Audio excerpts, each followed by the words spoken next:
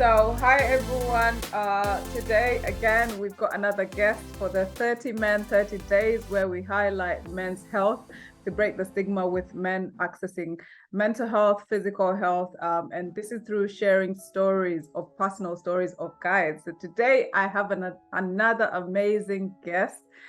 Mario, I am going to hand it over first of all because I don't like introducing people because I don't feel like I do it justice. So I am going to give it over to you, Mario, to introduce yourself, who you are, what you do, and also another question, how do you take care of your mental health and your physical health? Thanks, Steve. Thanks for having me on for the 3030. This is an incredible initiative. So who I am, so my name is Mario Toruno. I'm the founder of Liviana. So we're a digital platform, and what we do is we connect patients and caregivers together after they come out of the system, out of the health system. It's an international initiative, so we're starting in the U.S., trying to move into Africa and other areas as well. As far as mental health, I think that's a huge thing that a lot of times people tend to either not want to talk about or tend to shy away from. There's a massive stigma around mental health. I think that stigma is slowly going away, especially in with this new generation, which I think is huge, right? They're very aware of mental health. As far as I take care of my mental health, I look at it as understanding where I am from an emotional perspective, right? Where I am from a stress perspective. I also do a lot of exercise with my wife, so that actually helps a lot, for mental health and even health in general for us, because of day-to-day stresses, right? Whether it's a job, whether it's your career, whether it's whatever you're trying to do.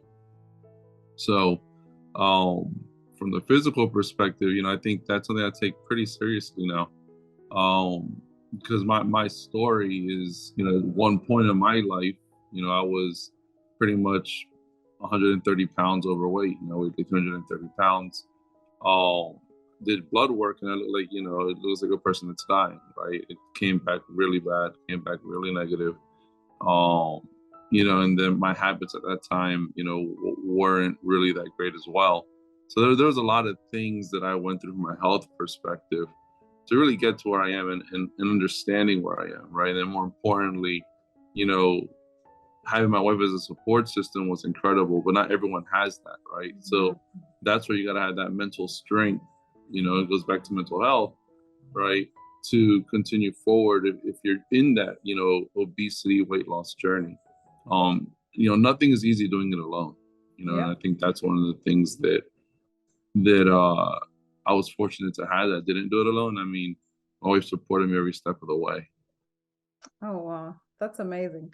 So now tell us about a time that you experienced a physical or mental health challenge that left you feeling powerless. I would say for me, it was probably more physical than mental. I always had a very strong mental state. I'm fortunate in that manner. But, in the previous story, me weighing 330 pounds, losing 100 plus pounds. I think that state is extremely vulnerable, right? I know like in my culture, they're big on, oh, if you're too skinny, you got to gain weight. If you're too big, you got to lose weight, and they make it very apparent to you that you have to lose weight or that you have to gain weight. And what about, because about the African culture, what do they say about men who are too skinny? So oh yeah, you gotta put meat on those bones. And I mean, same with Hispanic culture, right? Like, I remember when we were kids, my brother was skinny, and it'd say, hey, you gotta gain weight. And then for me, it'd say, oh, you gotta lose weight. And, and it's an interesting, thing, because when people say those things, they're not saying it maliciously. It's very cultural based, in my opinion. But I don't think there's an understanding of what those comments make the other person feel. Yeah. Right? Because you don't know what that person is doing or not doing to try to remedy whatever you're criticizing them about. Right? So, for example, with me, I don't know if it made me feel upset or not. I don't really remember. But what I do remember, my turning point was really the blood work.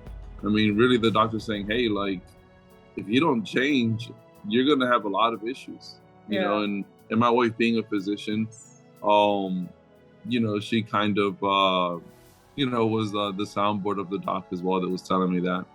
Um, and I think like that journey, I think is one of those toughest places to be, because I didn't, my health, my obesity journey, I guess you could call it, right? My and for like a person, Liviana journey, which is what I'm a founder of, right? Live You Are Not Alone, Yeah. right? My Liviana journey in obesity is really that, right? It's your blood work is so bad that you're gonna need surgery if you don't hurry up, and not just on like losing weight, just on in general, right? Like my blood work did not come back good.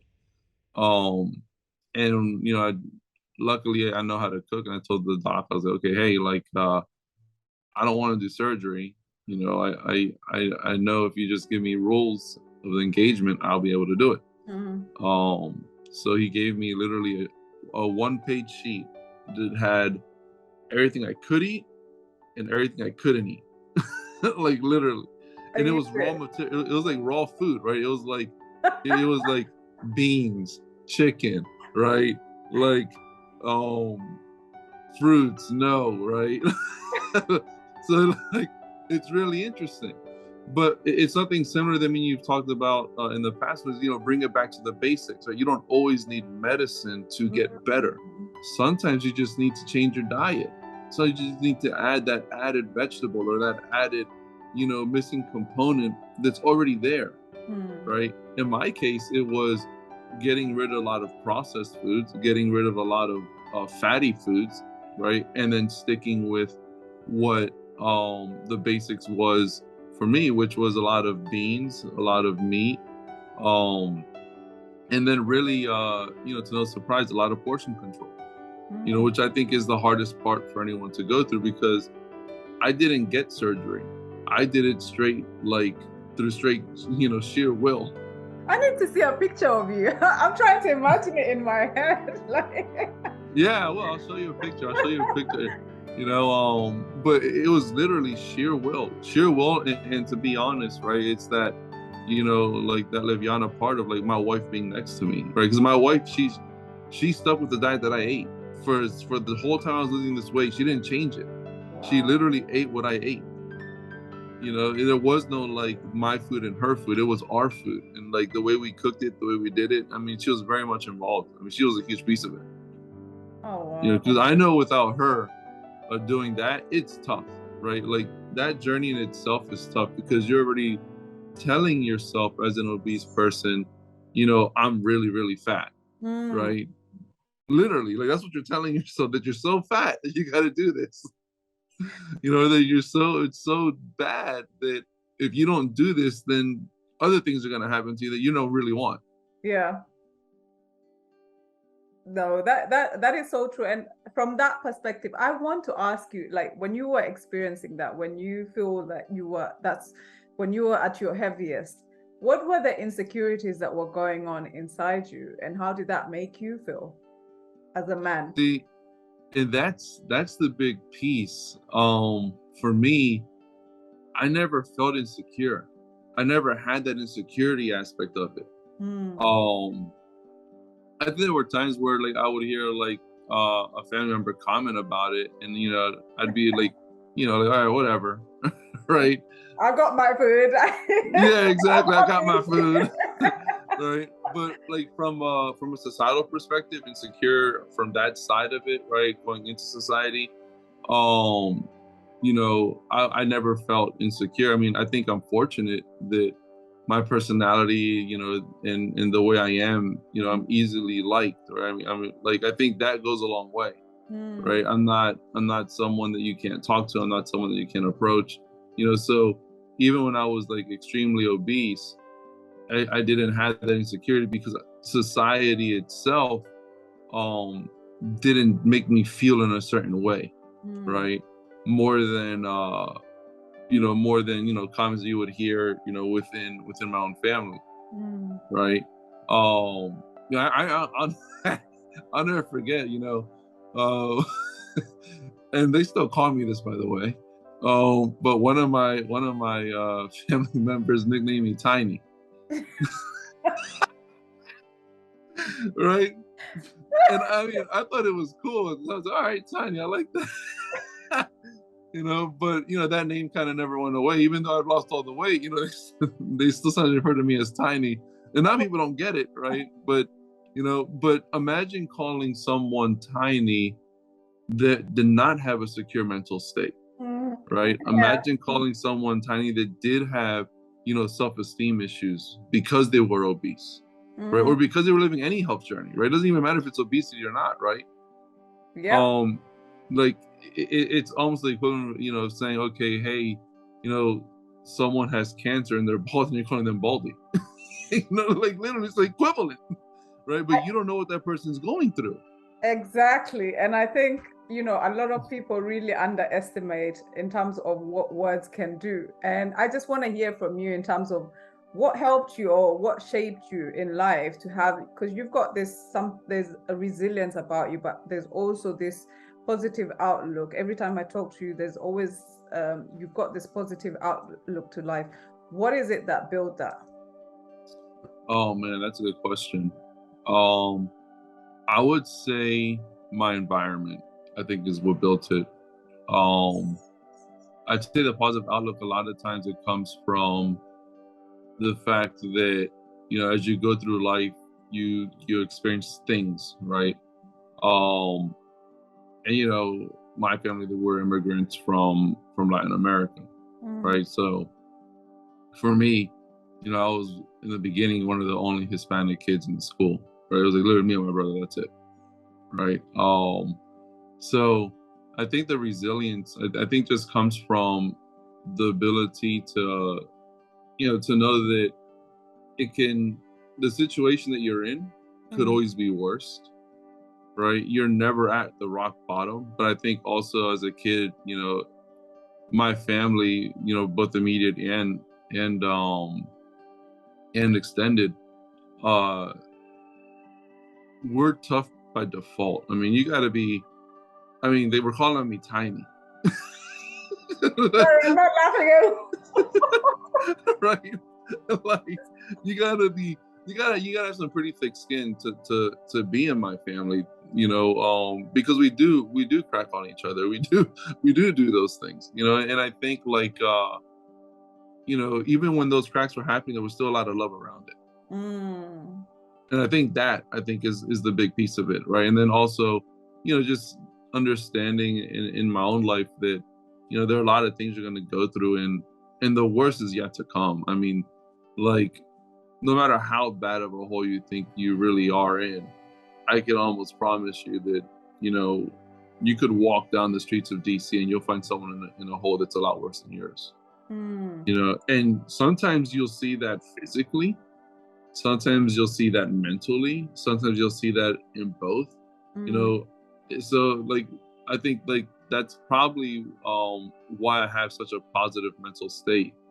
Um, and when I mentor people, I think I bring a lot of that into my mentoring.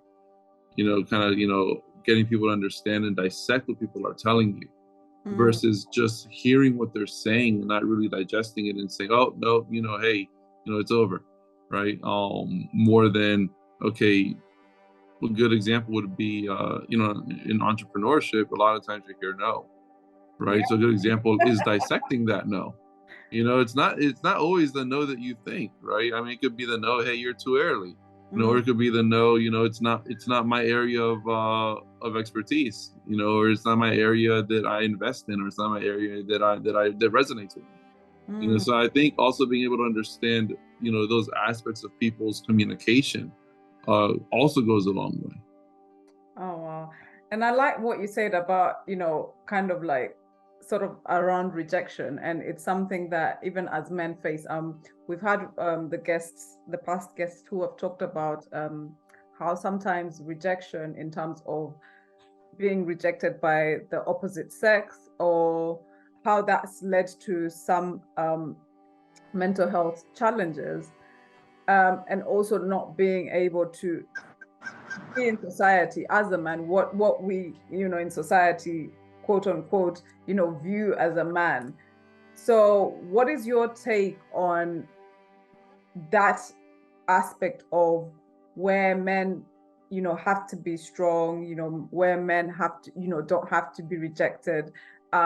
They just need to get over the rejection. What is your take on that? That's a good question. I mean, and this is probably as much in my culture as yours. There's a massive stigma of crying, right? Men don't cry, right? Men show strength, right? No matter how bad or how, no matter what you're going through, you don't cry. You never show that, right? You never do those things. So I think, like, if we were able to break that stigma in itself, right, to allow, for example, men to cry openly and not be challenged or not be felt like in a vulnerable state because they're crying in front of someone, I think that in itself would go a very long way. I think that's a huge piece that, because I mean, I know within my family, I don't see a lot of men cry. I can only remember like a handful of times, right? And I think, like, I mean, people could die and they're still not crying, and like, that's, like, I'm sure they're crying on their own, Yeah. because the whole world, the rest of the world's crying, but they're not crying in front of people, right? And Yeah. I think that I think, like, that's one of those, like, stigmas, and I think that's not just cultural within my culture or your culture. I think that's, like, in general, right? I think men by default are wired to do this, right? They're wired to, hey, do not show emotion in tough times. There are very little men that show emotion in tough times. Yeah. And I think the men that can show emotion in tough times, those are the ones that probably are able to process what they're feeling a lot more efficiently, because they're not holding things in, right? When you hold things in, you're just becoming like a pressure cooker, right? At some point, you're gonna pop. The silent killer as well, especially for men. Exactly. Yeah, exactly. And the other part, right? The rejection part. I think that is one of those things that uh I think people need to learn to live with, right? And I say, learn, because everyone's going to process rejection differently. Yeah. Right. So, for example, if the way I would process rejection, right, if I look back at it, was probably just to get another beer, or just get, another whatever I was doing. I don't think I really processed it, especially from the opposite sex. I think that, processing rejection, to me, is one of those key pieces of any human being. Yeah. Right. Because that's that, there are a few piles in a human's like emotional component that, go down and go up. Rejection's one of those piles that, depending on how you lived and what you lived through, might be a pile that never goes down. Yep. Right. It might be that pile that leads someone to think, hey, you know what? It's over. I'm just going to kill myself. And they don't need to be thinking that. Right. They just need to be processing it. Right. And I think, it goes back to that mental state, right? When you understand yourself and you break the stigma within yourself, and you're at that point, right? Then the next piece is, okay, now it's time for me to get help, right? Now it's time for me to call someone. Now it's time for me to tell someone, right? And there's a lot of vulnerability in that, right? And a lot of times people tend to tell strangers over their own friends or family, because they know a friend or family could do one of two things: would embrace it or reject it and say, nope, it's not real. It's fine. I don't know why you're feeling that way. Tell the entire family. Oh yeah. And then tell the entire family, Um, Make hey, a joke out of it's it, Shiny. yeah, exactly. What happened to Tiny? Um, but and it's really interesting how at the most vulnerable states, it's really hard for people to tell people their vulnerabilities to people that they love, right? Mm, And it should be the total opposite, right? It should be I should entrust my vulnerable state in my heart to the person that I love versus a guy that I'm meeting down the street or a guy that I'm meeting at the bar, right? Or a guy that I'm meeting, wherever Starbucks, right? Or a coffee shop, yeah. you know. So I think like that's a huge piece of it to me. I'm pretty blessed that I didn't have that issue. My if I got rejected, I a lot of times I just really didn't care. I mean, that's my personality. Um, and it goes back to understanding the rejection, right? Is understanding that aspect of it. I think the other piece of it is that um, fortunately, as I lived my life, I think personality goes a long way, right? Mm, It's not just how you look, or what you're doing, right? Or how successful you are, right? You could be the most successful person and no one could like you, right? Because yep. of your personality, You can't please right? everyone. No, you can't, right? So, for example, that piece I think goes a long way, right? If a person is personable, right? If a person fits into society, right? Then a lot of times, the rejection, at least from my perspective, um, isn't anywhere near as bad, right? As a person that already feels that they don't fit the society, or as Mm, a person that always feels that society's like coming down on them for no reason, right? Rejection is a much different game there, right? Than it is, in depending on your mental state, right? So, for example, if you have, for example, a mental health condition and you experience rejection, that rejection, depending on your mental health state at that time, can be very different, mm, right? I mean, I know in the last Lugano live session that we talked about suicide, right? And it's very real, right? Where it's like, someone who has that that mental condition, that one comment could be that one comment that just throws them out off the cliff. That in that comment could be something small to someone, but yeah. it goes back to you never know what someone's going through, right? You never know.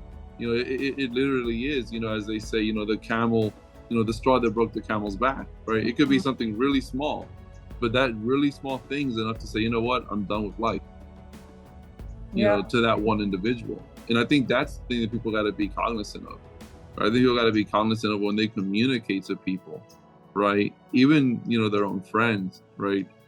Sometimes you won't know, actually, probably 90% of the time, you don't know what your friend is going through or what your family member is going through, you know? And then if something, bad occurs, it shocks people because no one understood, or no one, saw the signs of it, of any of that, so Exactly. yeah, I think that's how I would view rejection and going through that process. Thank you for that. And I like what you said at the end, like nobody would know until, when it's sometimes even too late. Like I got a video that my sister sent me, and it was around this guy who's being looked for, and he called his friend, and he called his friend and said that he's giving up on life. He wants to do something. He wants to go and look for a tree to hang himself, leaving behind, a wife and kids. Apparently, he was unemployed, so they're still looking for him. So, looking back at that, the people who were close to him didn't expect that. So I think for men, it seems to be quite also impulsive at the same time, where with women, we sort of give little clues here and there when we gossip. Um, whereas a man, it's more so like, it's only when it's right at the end when things are really bad that, that you realize, oh my gosh, that this man was actually suffering in silence inside. So like you had said, a lot of people go crying they go to their grave crying inside and people don't know. So I like that you pointed that out. And I just wanted to ask you, what is the one piece of advice that you could give to a fellow guy that's probably going through something, whether it's a mental health condition or whether it's a physical health, just feeling powerless? What is the one piece of advice that you could give them to just uplift them and just give them that bit of hope? Sorry about that. I think the one piece of advice that I could give them is, number one, find someone that you can talk to. Find that trusted person that you can, confide in. Whether that's a man, whether that's a woman, I don't think it matters. I think the other thing is understand the resources that are available to you, right? And don't be scared of using those resources, right? A lot of people know resources exist, and a lot of people don't use them because of a stigma or because of, I'm a man, I don't need this. It's very typical, right? When you hear, and you see it in movies, right? About, hey, we should go to therapy, right? And they go, oh, no, I'm not going to therapy. Forget therapy. Like, well, what do I need therapy for, right? And I think that just that aspect of being a man, right, in therapy is really scary to a lot of people, right? Like, because number one, you're admitting that you're in therapy, that you need it, actually, right? Not even that you need it. Right. And then number two, as a man, you're saying, I'm not strong enough to go through this on my own. Right. And a lot of times you don't need strength. You just need help. And that help that you get will give you the strength that you need. The best thing that I've ever had so far. Like, it's just straight to the point. I love what you just said there. And I think a lot of people always think that you need the strength first, but it's actually taking that first step. So I just wanted to ask you before we get to our fun question. I know you talked about resources, and I know like you've got a resource that you have in Liviana that, there's a community base where someone can talk about what they're going through and kind of connect with someone else who's going through that. Talk about the inspiration behind that, and in terms of if someone was going through that, how they would be able to benefit from accessing Liviana. Yeah, thanks for that question. I mean, Liviana was a lot of a response to the medical journey that people live through, right? So, for example, my brother was a diabetic at a young age. He's a type 1 diabetic. Went to the doctor, found out, was almost on like diabetic shock, and he got his insulin. He came out of there, but he had no resources, right? That once a week group wasn't good enough. It wasn't really what he needed. I've seen friends go through health journeys. Some are cancer, some aren't. Some are like chronic disease, and it goes back to it's harder because of them trying to find that community that they can relate to, right? Me and obesity, right? If it wasn't for my wife, I don't know if I'd be where I am, right? Because it goes back to understanding that, and the thing about Liviana is we thought about the name a lot. We thought about, our logo a lot, and there's a lot of symbolism in the logo. It stands for Live You Are Not Alone on purpose, because we want people to really understand that. We want people to understand that this is a platform that will show you that you are not alone. This is a platform where you can talk about what you're going through in a space within your community, right? And it's a very holistic approach, right? It's not just, for example, someone that's obese can just talk to people that are obese. You could be obese, right? And if you're obese, guess what? You're probably diabetic, right? Or real close to it. Right? And you probably have hypertension, right? Because you're already obese, right? It's very rare that you probably don't have hypertension. And you could be, because of the way society treats obese people at times, in a bad mental state, right? And Liviana is that platform where you can connect people that are going through all what you're feeling, right? And it goes back to being able to digest what you're feeling and get help, right? Like you're doing an initiative that I love, and I think like the name says it all, right? Expert by experience, right? People tend to think that, you know, I can only go to a doc, right? And you should go to the doc, right? The doc is going to tell you how to do it from a medical perspective, right? But there are people in this world that have been living with a condition, like my brother, for 15 years, right? They lived with obesity for 10 years and then lost all the weight, right? Like myself, right? They daily live with, like, for example, COPD, right? And those are the people that can help you from a personal perspective. Yep. Those are the people that can help you understand, hey, I'm not alone. There are people like me going through this, and these are things that they're doing that help them. Maybe they can help me, right? And that is really where Liviana stems from, right? It stems from us wanting to show the world, right, that your community exists, and there's no reason for you to be thinking you're alone. That's amazing. Oh gosh, Mario, I wish we had more time. Like just talking to you every time, my mind is just blown away. So now for the fun question, Tiny. My family that sees this, they're gonna be cracking up when they see this. So for the fun question is, what do you think is the most fun part about you? Oh, what part about me? Apart from your daddy jokes. What part about me? I would say, I think the things that, and I don't know if my wife would agree or not agree, but I'm very free spirited. You know, I don't mind taking risks. I don't mind doing things like that. I think that a lot of times that free spirit is what sometimes drives people to talk to me and to, you know, to get, I guess, my thoughts on things. Yeah.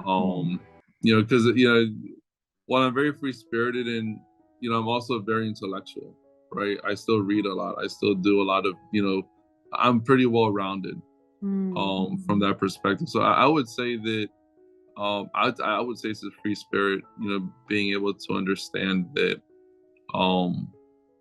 you know, no matter what you go through, you know, it goes back to what I was talking about earlier, right? That like it can be worse, right? And it's all about being able to understand, you know, where you want to go, right? And what's your outcome, right? And then surrounding yourself with people around the outcome you want, right? Because, you know, there's like this thing where they say, you know, I'll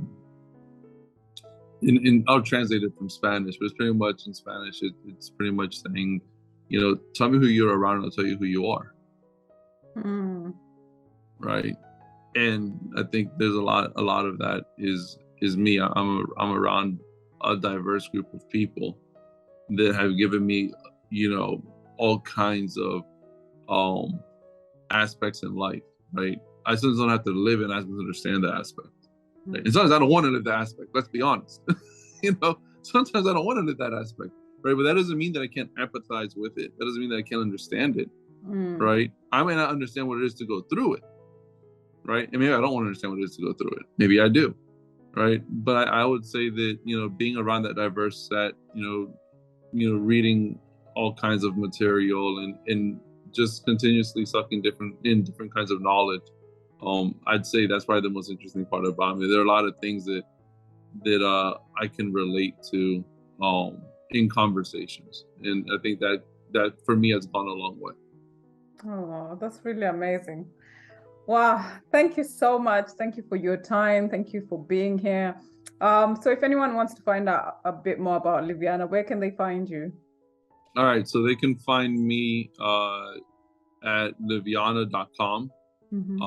We also have a Facebook page, pretty much Facebook/Liviana. We have an IG page, which is Liviana for you. And then you can also email me at my first name, which is Mario.Toruno, my last name, at liviana.com as well. And that was straight, so that'll come straight to me. And we can chat, we can email each other, however you want to, however your audience wants to engage. Thank you so much. We'll also include the details in the description box as well. So thank you so much for Mario. That's it from us for today. We look forward to the next guest for 30 for 30. Yes. All right. Thank you, Eve. Take care. Bye.